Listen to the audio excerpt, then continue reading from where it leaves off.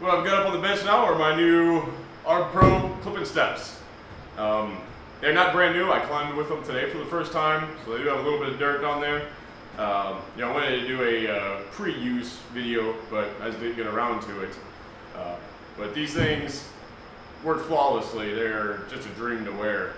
But anyway, these guys are all leather with rubber outers for traction. We've got 4 layers of the vent fabric for waterproofing. They do have the Vibram high grip soles. One of the recurring things I was reading in the reviews is that the soles don't hold up well. But they clearly say on their site that these soles won't hold up well if you wear them all the time. They are specifically for in-tree use, all right? So don't wear them on the ground. If you're on concrete, if you're working the ground for the day, you don't need, another climber in the tree, switch to a different boot, all right? I've got my Timberland logger boots for spur climbing, these guys for non-spur climbing, and then a different pair of boots I wear when I'm working on the ground. You should do the same. Don't wear one pair of boots for all applications. Get some tailor-made boots for what you're using them for. Anyway, let's take a closer look. All right, the most notable feature on these guys is the loop up here. So you can use these as an ascent device. You can clip in right to these loops, and you don't have to put a foot loop on. I have not done any SRT climbing yet, but it's definitely something I'll be looking at. Probably going with the Haas system, if that's even how you freaking pronounce it. I don't know. But other than that, they are very lightweight. They fit well. They fit tight to your foot, so you have good maneuverability, mobility throughout the tree. You can feel well with them. They are very thin-walled, so it doesn't really feel like you're wearing much at all, especially when you compare it to the boots that most people wear. Again, they do have the Vibram high grip soles and some kind of, I forget the name of it, technology like high grip area or grip zone, whatever. I believe it's what this would be. In the back, you do have this nice neoprene form fitting to your leg top piece. Keep sawdust from going down there, hopefully prevent insects from crawling into your boot. Fits real tight around the ankle to prevent all that from happening.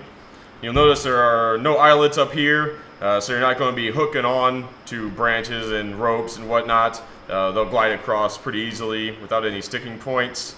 But they worked well. Even these rubber areas, those stuck really well to the tree. It was really awesome. If your legs are around the trunk, you can kind of grip in with the sides of your foot and get a good base for operations. You can see the insides there are mesh. I'm sure it's antimicrobial. Pretty much everything is these days. I got 10.5s. 10.5 is what tennis shoe size I normally wear, and they fit perfectly. So I would say order the size that you normally wear.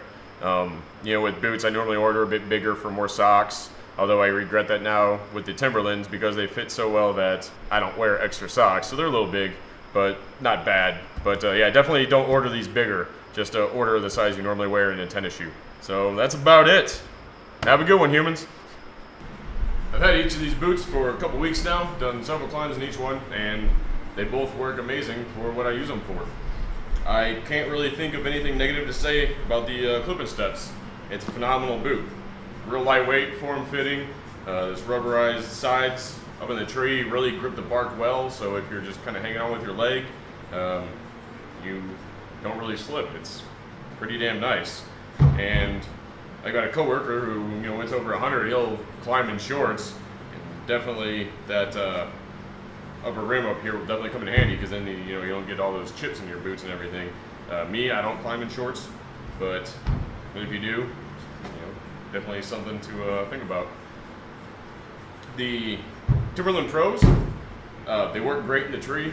They're a great combination with my Bachelin spurs. I don't have any problems with them. A little bit different story on the ground though, and I'll show you what I mean here. I always order work boots half size bigger. Makes it easy to fit additional pairs of socks in.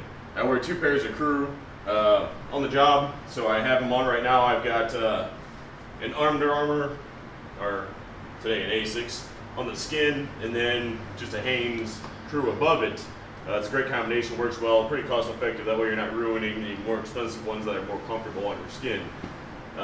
So I've got 2 pairs on in this pair of Clip'N Pros, and I've got 2 pairs on in this pair of Timberlands, and you can see I'm laced up about as tight as I can go, and my foot still kind of swims around in here. So the Timberlands run big.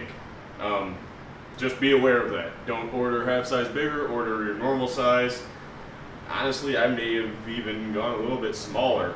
I'm gonna have to try to find some really big, thick socks and wear 3 pairs when I'm wearing these, because it's just, I can't work on the ground in these. You know, as soon as I get out of the tree, I take them off, when I'm doing groundwork, I just wear a pair of Skechers. They're cheap, they hold up well, they're comfortable. So I just take these off, put my Skechers back on, and get back to work. But just something to be aware of. Phenomenal boot, I love them, but they just run big. And that's one of the risks involved with ordering stuff online. I got them from Amazon. My own fault, but I love them. You know, for spur climbing, they work great. Groundwork, they don't work at all. But anyway, have a good one, humans.